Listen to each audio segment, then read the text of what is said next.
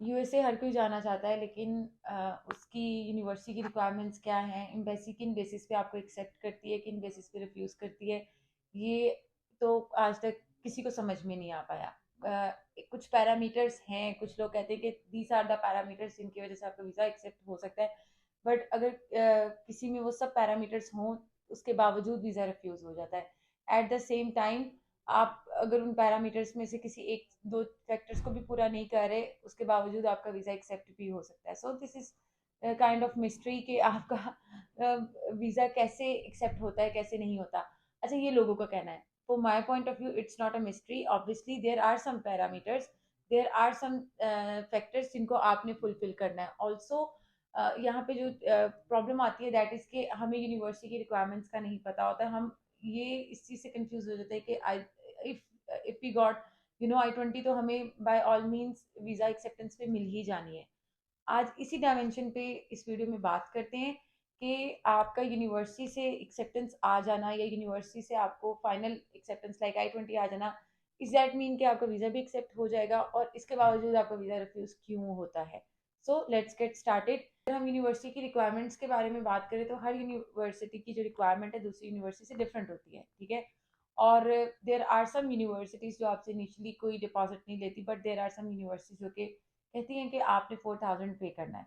अब ये university to university very करता है। मोस्टली जितनी भी पाकिस्तान में पॉपुलर यूनिवर्सिटीज़ हैं, वैसे तो आई वुड से कि यूएस में आपको 500 प्लस यूनिवर्सिटीज़ मिलती हैं। और क्योंकि आप फॉर एग्जांपल अगर आप बिजनेस में जाना चाह रहे हैं तो वो तो आपको हर जगह मिल जाएगा, लेकिन अगर आप फूड सिक्योरिटी में जाते हैं तो वो आपको लिमिटेड कोर्सेज हैं जो कि आपको वहाँ पे यूनिवर्सिटीज़ में मिलेंगे। इसी तरह अगर आप किसी ऐसे स्पेसिफिक कोर्स में जाना चाह रहे हैं जो कि लिमिटेड है, हर जगह अवेलेबल नहीं है, तो वहाँ पे आपने ऑब्वियसली उस स्पेसिफिक यूनिवर्सिटी की रिक्वायरमेंट को कंसिडर करना है। लेकिन देर आर सम यूनिवर्सिटीज़ जो कि आपसे बिल्कुल भी डिपॉजिट नहीं लेती। यू जस्ट हैव टू पे service fee and visa application fee and that's it. आपने अपेयर होना है इंटरव्यू में और उसके बाद आपने बाद में अपनी सेमेस्टर फी पे करनी है। खैर, इसको डिटेल में डिस्कस करते हैं अगले पॉइंट पे कि क्या आपके एक्सपेंसेस हैं और क्या क्या आपको पाकिस्तान से एक्सपेक्ट करने चाहिए। देखिए, एंट्री रिक्वायरमेंट की अगर हम बात कर लें तो entry requirement, academic entry requirement जो आपकी हैं, वो आपने अगर मिनिमम मिनिमम ओ लेवल्स भी किया होता है तो आप चले जाते हैं फाउंडेशन लीडिंग टू बैचलर्स, ठीक है। अच्छा, अब आइदर आप फाउंडेशन में जाएं, आइदर आप डायरेक्ट डिग्री में जाएं। इन बोथ वेज आपकी जो ड्यूरेशन ऑफ डिग्री है वो 4 इयर्स ही रहता है। इसी तरह से अगर हम मास्टर्स की बात कर लें तो ये कुछ यूनिवर्सिटीज़ में 16 मंथ्स का भी है, कुछ यूनिवर्सिटीज़ में 2 इयर्स का है। वो भी डिपेंड करता है यूनिवर्सिटी टू यूनिवर्सिटी और उनका क्या स्ट्रक्चर है मॉड्यूल्स का, उस पे। अच्छा, अब अगर हम बात कर लें 55% भी अगर आपके बैचलर्स ऑनर्स में है ना, लाइक 16 ईयर्स ऑफ एजुकेशन आपने कंप्लीट किया हुआ है। लेकिन यहाँ पे दो चीज़ें मैं आपको एक्सप्लेन करना चाहूँगी। अगर आपने ऑनर्स किए देन गो फॉर यूएसए, अगर आपने 2+2 किया देन आई डोंट रिकमेंड। लेकिन इसमें कुछ फैक्टर्स आ जाते हैं, वो फैक्टर्स को भी डिस्कस कर लेते हैं। आपने अगर मिनिमम 55% आपके हैं तो you can apply in masters. और इसी तरह अगर आपके मिनिमम ओ लेवल्स है तो आप अप्लाई कर सकते हैं। At the same time O levels is equal to secondary education. लेकिन अगर आपके मिनिमम सेकेंडरी लाइक आपने मैट्रिक किया हुआ है तब आप अनफॉर्चुनेटली यूएसए में अप्लाई नहीं कर सकते। फॉर पाकिस्तानी क्वालिफिकेशंस आपका एटलीस्ट जो है इंटरमीडिएट होना चाहिए।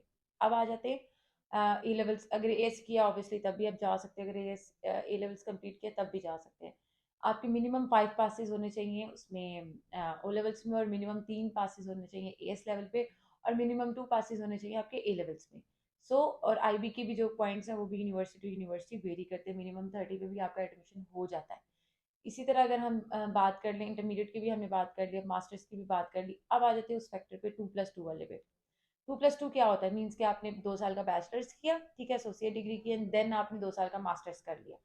अच्छा, अब ये यूजली यहाँ पे पॉपुलर है बीकॉम एमकॉम। अब जाके इसका ट्रेंड कम हुआ है, बट एक टाइम पे बहुत पॉपुलर था। अभी भी देर आर सम स्टूडेंट्स जो कि कर रहे हैं।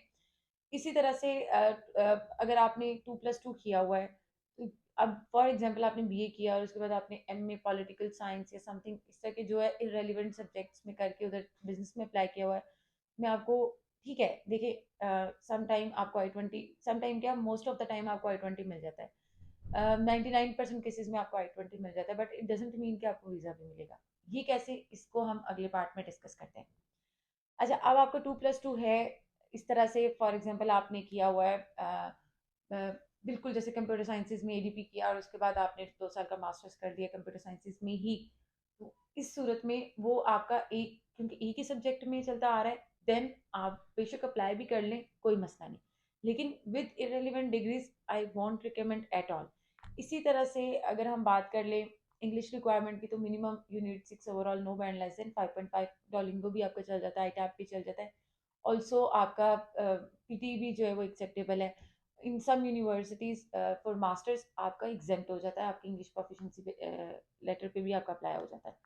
इसी तरह अगर हम बात कर लें फाइनेंशियल रिक्वायरमेंट्स की, ठीक है, अभी सारी रिक्वायरमेंट्स को हम देख रहे हैं, एकेडमिक और इंग्लिश हमने डिस्कस कर लिए। अगर हम फाइनेंशियल रिक्वायरमेंट्स को देख लें, फॉर दैट आपका देखें, there are two kind of expenses जब आपने स्टडी अब्रॉड प्लान करना होता है। एक आता है आपका इनिशियल एक्सपेंस और एक आपका आता है ओवरऑल एक्सपेंस, ठीक है। ओवरऑल एक्सपेंस भी आता है और एक आता है ईयरली एक्सपेंस। अब ईयरली एक्सपेंस में क्या है, 1 साल के आपके एक्सपेंसेस हैं, आपकी 1 साल की जो है फी है। और अगर हम ओवरऑल देखें तो फॉर एग्जांपल अगर आप जा रहे हैं उसमें बैचलर्स में जा रहे हैं, तो आपके 4 साल की फीस, 4 साल के एक्सपेंस, वो बहुत कम लोग कंसिडर करते हैं। ऑब्वियसली पेरेंट्स ने साथ साथ ही भेजना होता है, तो इस पॉइंट ऑफ व्यू से वो कंसिडरेशन में बहुत कम आता है। आइदर पूरे साल का बच्चे एक्सपेंस देखते हैं या फिर आपका इनिशियल एक्सपेंस देखते हैं। पूरे साल का हमने डिस्कस कर लिया, अब आ जाते हैं इनिशियल। अच्छा, इनिशियल में again it depends from university to university. देखें, there are some universities out there जो कि आपसे बिल्कुल भी इनिशियल डिपॉजिट नहीं लेती, ठीक है, बिल्कुल भी नहीं। Like you just have to pay $250, that's it. और इसके बदले आपको जो Y20 मिल जाता है और आप वीज़ा अप्लाई कर लेते। लेकिन देर आर सम यूनिवर्सिटीज जो कि आपसे कहते हैं कि मिनिमम आप इतना डिपॉजिट कराएं, ठीक है। And there are some universities, जैसे अब मैंने आपको 250 का बताया, वो नॉन रिफंडेबल होता है, बिकॉज वो एडमिन फी होती है, तो वो नॉन रिफंडेबल होता है। अगर आपका खुदा ना खास्ता वीज़ा रिफ्यूज हो जाता है, तो वो आपको रिफंड नहीं होता। बट अगर लेट्स से 4000, 2000, 1000 जो कि आपने ट्यूशन फी में से पे किया है, तो वो डेफिनेटली डेफिनेटली आपका रिफंड हो जाएगा। अच्छा, अब इसके अलावा आपकी सर्विस फी है 350 और आपकी एम्बेसी फी है, वो आपने पे करनी होती है, दैट्स इट। अगर आप प्रोसेस के पूरे फ्लो को देख लेना, देखिए, सबसे पहले अब तो ऑब्वियसली काउंसलिंग वाला पार्ट आता है ना, कि मतलब आप किसी भी काउंसलर के पास गए हैं, उन्होंने सबसे पहले आपकी प्रोफाइल डिस्कस की है, आपसे आपकी जो पोटेंशियल यूनिवर्सिटीज है उनको डिस्कस किया है, फिर उसके बाद आपके कोर्सेज को डिस्कस किया है, फिर आप एक फाइनल ग्राउंड पे आए हैं, आपने उसमें 2-3 यूनिवर्सिटी सेलेक्ट की है और उधर अप्लाई करती है, राइट। ये एक तो एक पार्ट हो गया, ये काउंसलिंग वाला है। उसके बाद आ जाते हैं एप्लीकेशन पार्ट पे। आपका अप्लाई किया, अप्लाई करने के बाद आपका ऑफर लेटर आया। अब जैसे ही ऑफर लेटर आता है, उसकी पूरी चीज़ें जो है मेंशन होती हैं कि आपने क्या पे करना है, क्या नहीं पे करना, कैसे आपने चीज़ों को जो है वो सॉरी, जब आपका ऑफर लेटर आता है उसके ऊपर सब चीज़ें मेंशन होती हैं कि क्या क्या आपने रिक्वायरमेंट मजीद कंप्लीट करनी है, तो आपको I-20 मिलता है। I-20 क्या है, ये मैं आपको बताती हूँ। जैसे आपने वो सारी चीज़ें जो है वो रिक्वायरमेंट मीट कर ली, उसके साथ अपनी बैंक स्टेटमेंट भी डेफिनेटली आपने देनी होती है।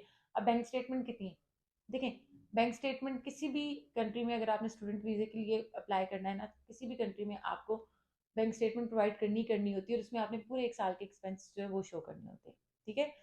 फॉर एग्जाम्पल मैं जा रही हूँ, मेरी 15,000 फी और 15,000 ही मेरे लिविंग एक्सपेंस है 1 साल के उस स्टेट में, क्योंकि यूएसए में जितनी भी स्टेट्स हैं उनका उनकी जो लिविंग एक्सपेंस है वो डिफरेंट है।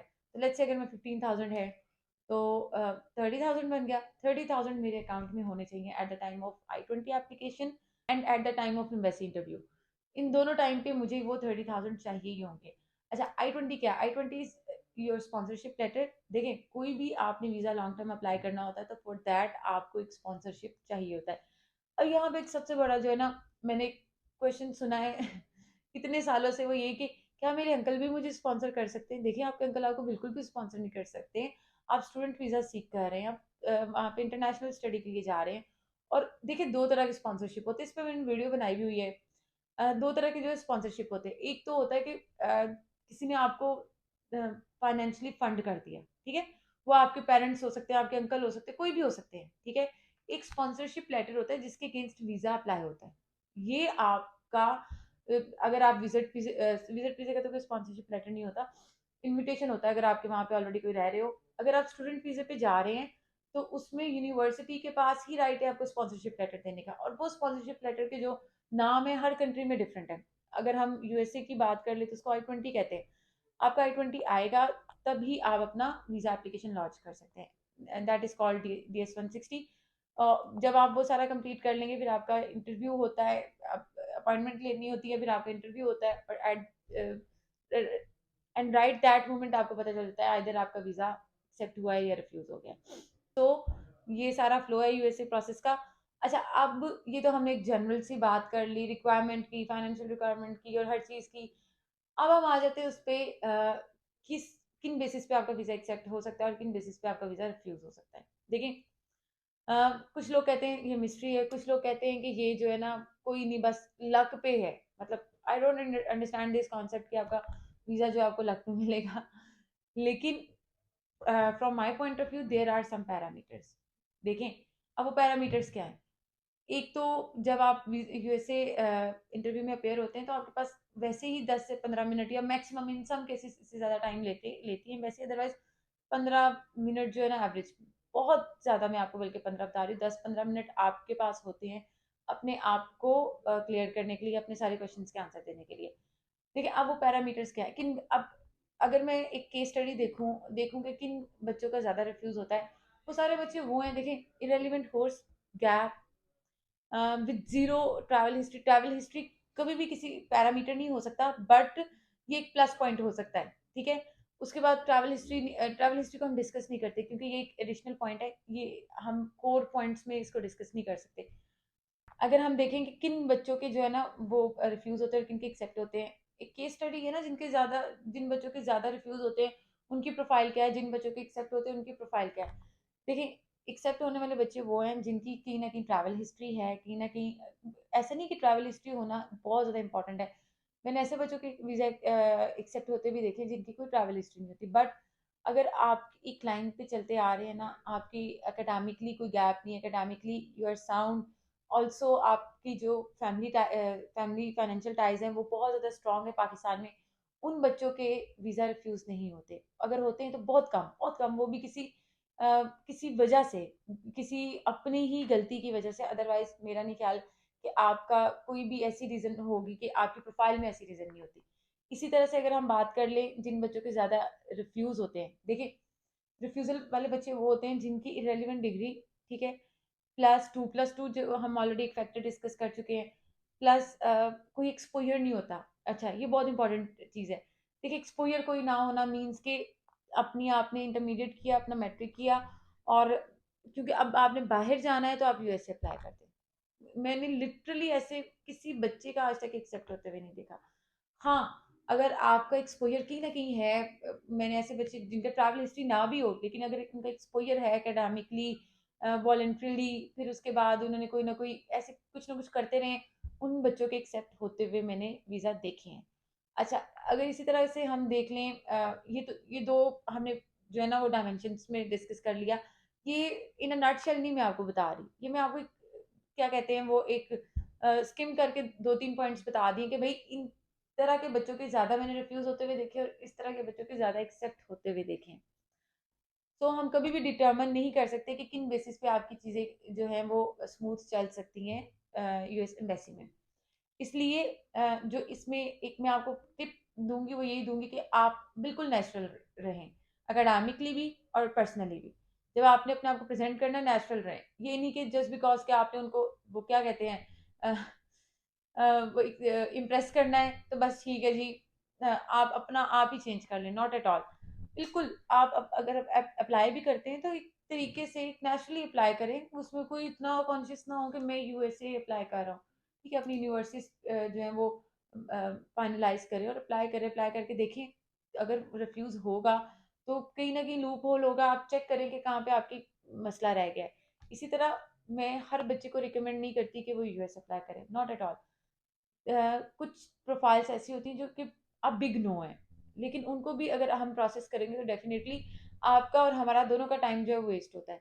इसलिए आई रिकमेंड टू एवरीबडी जो भी यूएसए अप्लाई करना चाह रहे हैं, यूएसए कोई रॉकेट साइंस नहीं है, लेकिन स्टिल अगर आप अप्लाई करना चाह रहे हैं तो आप एक दफ़ा एक्सपर्ट काउंसलिंग ज़रूर लें। जिससे भी आप कंफर्ट जोन में हैं, आप एक दफ़ा एक्सपर्ट काउंसलिंग ज़रूर लें, उनसे ज़रूर पूछें कि क्या ये मेरी सारी प्रोफाइल है, ये मेरे टाइज है, ये मेरी एकेडमिक जर्नी है, ये मेरी एकेडमिक हिस्ट्री है, ये मैंने आगे जाके करना है, यहाँ से करना है, अब मुझे बताएं कि क्या प्रोबेबिलिटी है, क्योंकि प्रोबेबिलिटी बेस्ड है ना, मतलब हो सकता है आपके 70% चांसेस हों, 100% चांसेस ना भी हों, लेकिन 70% चांसेस हो आपके एक्सेप्टेंस के, 30% आपके चांसेस हो रिफ्यूजल के। इन बोथ केसेस आपको एटलीस्ट ये तो पता होगा ना कि आपने जब अपनी, अगर आपकी 50% से ज़्यादा प्रोबेबिलिटी है तो चलिए अप्लाई कर लें, लेकिन अगर आपकी प्रोबेबिलिटी ही 50 से बिलो है, मेरा नहीं ख्याल कि आपको अप्लाई करने की ज़रूरत है और ना ही आपको करना चाहिए। इसलिए जब भी आप अप्लाई करने का सोचें, जब भी आप यूएसए को एज इंटरनेशनल डेस्टिनेशन देखें, एक दफ़ा ज़रूर एक्सपर्ट काउंसलिंग ले लें। So that's all for today. I hope आपको ये वीडियो अच्छी लगी हो। आपका कोई भी क्वेश्चन हो related to USA and any other country जो कि हम डील करते हैं, नहीं भी डील करते हैं, तब भी you are most welcome to ask in comment section. Also आप हमें व्हाट्सएप पे भी अप्रोच कर सकते हैं। Thank you so much.